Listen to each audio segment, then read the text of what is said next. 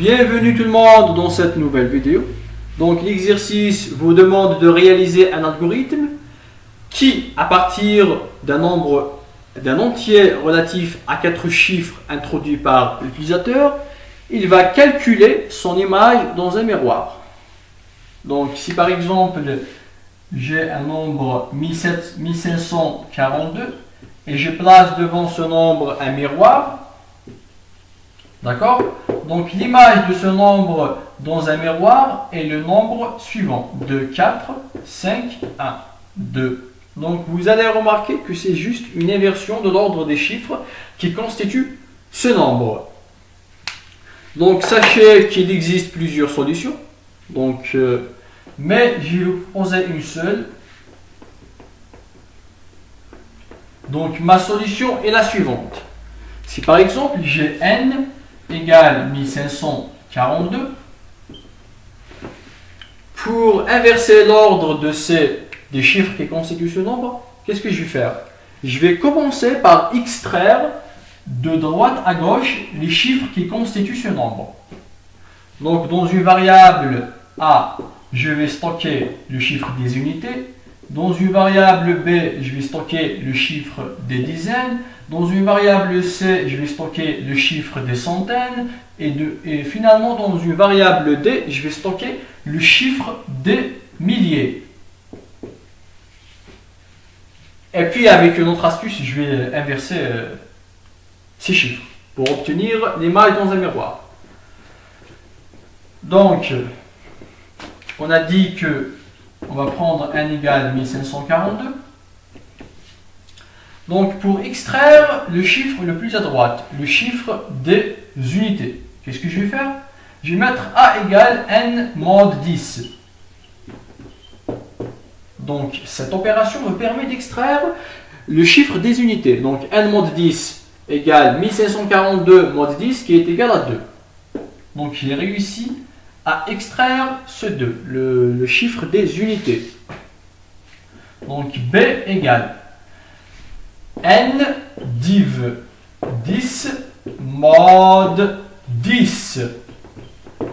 Donc n div 10 mod 10, n div 10 égale 154, mod 10 égale 4. Donc j'ai réussi à extraire les chiffres des dizaines. Donc B égale ou bien C pour extraire le chiffre des centaines. Donc n égale C égale n div 100 mod 10. n div 100 c'est 15, mod 10 c'est 5. Et finalement je vais extraire ce 1. D égale n div 1000. Donc n div 1000 me permet d'extraire le chiffre des milliers.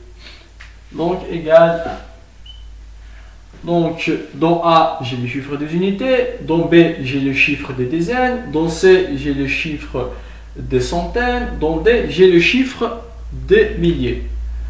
Donc maintenant je vais les arranger d'une autre façon, d'une façon inverse. Donc E égale A fois 1000. Donc le chiffre qui était dans le nombre origine était dans les unités, je vais le multiplier par 1000 pour qu'il puisse devenir un chiffre des milliers. Donc A fois 1000 égale 2000 plus le B, je vais le multiplier fois 100 pour qu'il puisse devenir un chiffre des centaines, plus 400, plus C fois 10. C va devenir un chiffre des dizaines, donc plus 50, et puis plus D fois 1 pour qu'il puisse devenir un chiffre des unités, donc plus 1.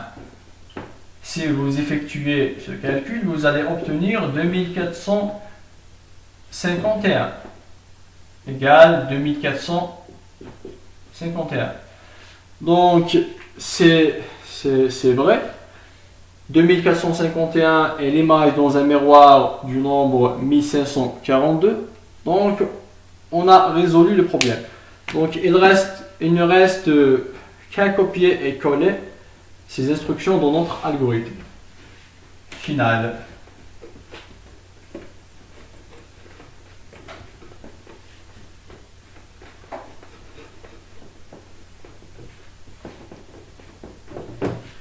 On va écrire notre algorithme final. Algorithme. Donc, inversion. Variable. Comme variable, je vais déclarer A, B, C, D, E, N. C'est des entiers. Début. Et fin.